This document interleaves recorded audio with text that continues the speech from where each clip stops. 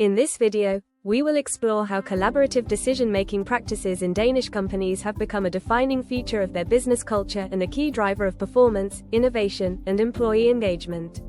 Denmark is frequently cited as one of the world's most egalitarian and trust-based societies, and this dynamic is deeply embedded in how organizations are structured and how decisions are made on a day-to-day basis. Rather than relying on strictly hierarchical, top-down models, many Danish firms emphasize dialogue, inclusion, and shared ownership of outcomes, resulting in decisions that are often better informed, more sustainable, and more effectively implemented across the organization. To understand this model, it is important to start with the cultural foundations. Danish work culture is characterized by relatively flat hierarchies, high levels of trust between management and employees, and a strong emphasis on work-life balance and psychological safety. Leaders are expected to be approachable, transparent, and willing to listen. Employees, in turn, are expected to contribute actively, challenge ideas constructively, and take responsibility for the collective success of the organization. This mutual expectation creates a setting in which collaboration is not a formal process imposed from above, but rather a natural way of working. In practical terms, collaborative decision-making in Danish companies often manifests through well-structured meeting practices and cross-functional forums. It is common to see project teams that include representatives from different departments such as operations, finance, HR, and IT convening early in the decision process to align on objectives, assess risks, and surface constraints. Rather than presenting a near-final proposal for rubber stamping, managers frequently use these sessions to co-create solutions with their teams.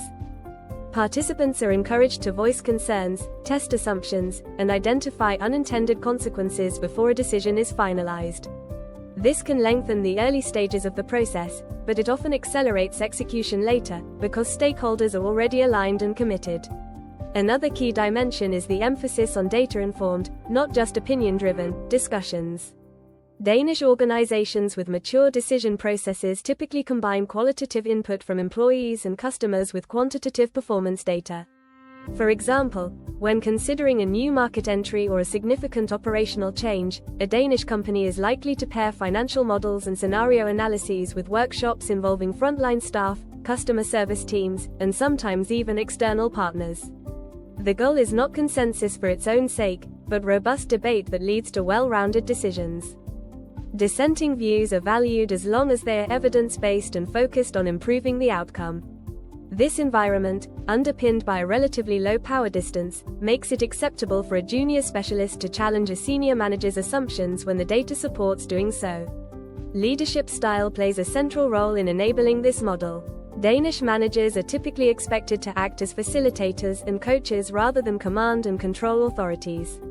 They set the direction, clarify strategic priorities, and then invite their teams into the problem-solving process. In meetings, leaders are often the ones asking questions rather than giving lengthy monologues. Common prompts include: what are we missing? Who will be impacted by this? What data do we need to validate this choice? By modeling curiosity and openness, leaders make it safe for others to contribute and ensure that blind spots are identified early. At the same time, it is understood that leaders retain accountability for final decisions, particularly on issues involving significant risk or strategic impact. The aim of collaboration, therefore, is not to dilute responsibility, but to enrich the information base and strengthen the quality of judgments made. Technology further supports collaborative practices in Danish companies. Many have adopted digital platforms that facilitate open communication and joint decision-making across locations. Tools for project management, virtual whiteboarding, and real-time polling are commonly integrated into daily workflows, allowing employees to provide input asynchronously, review proposals, and track decisions over time.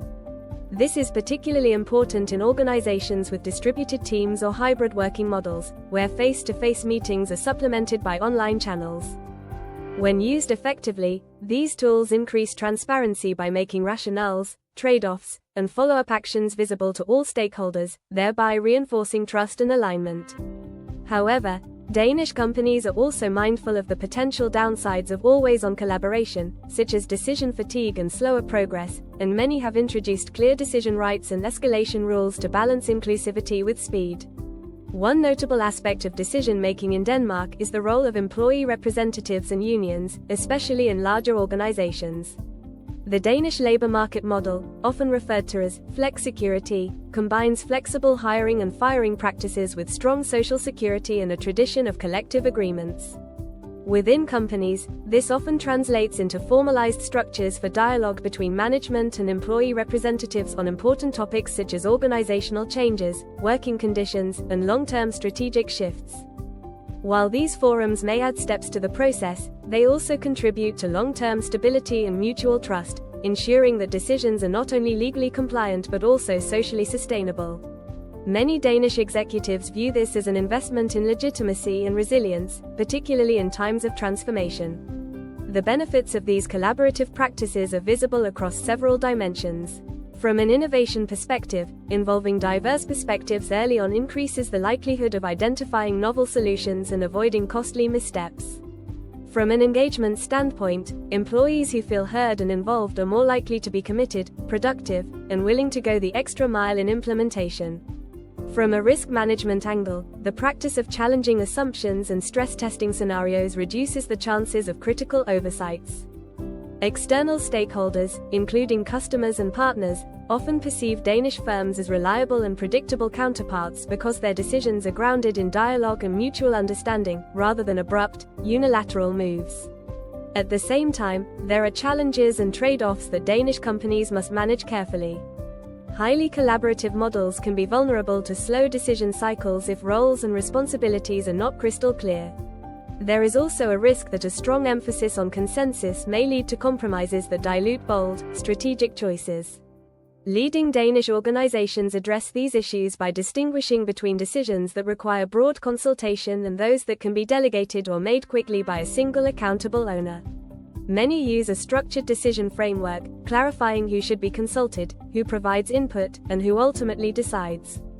They also invest in capability building, training managers and employees in effective meeting design, constructive feedback, and critical thinking to make collaborative processes disciplined rather than diffuse. For organizations outside Denmark that are looking to learn from these practices, there are several takeaways. First, collaborative decision-making is most effective when it is anchored in a culture of trust and psychological safety, where people feel able to speak up without fear of negative repercussions. This cannot be achieved through processes alone. It requires consistent leadership behavior, transparent communication, and a clear link between values and everyday actions. Second, structure matters. Open dialogue should be paired with clear objectives, timelines, and decision rights to avoid paralysis.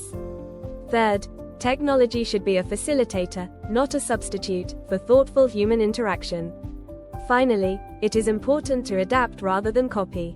The Danish context, shaped by societal norms and institutional frameworks, may not be fully replicable elsewhere, but the underlying principles of inclusion, evidence-based debate, and shared ownership can be tailored to different settings. In conclusion, collaborative decision-making in Danish companies reflects a broader national ethos that values equality, trust, and collective responsibility. By combining inclusive processes with clear accountability and data-driven analysis, these organizations have developed decision practices that are both participatory and effective. As global competition intensifies and the complexity of business challenges continues to grow, the Danish experience offers a valuable reference point for companies seeking to build more resilient, innovative, and engaged organizations through the way they make decisions together.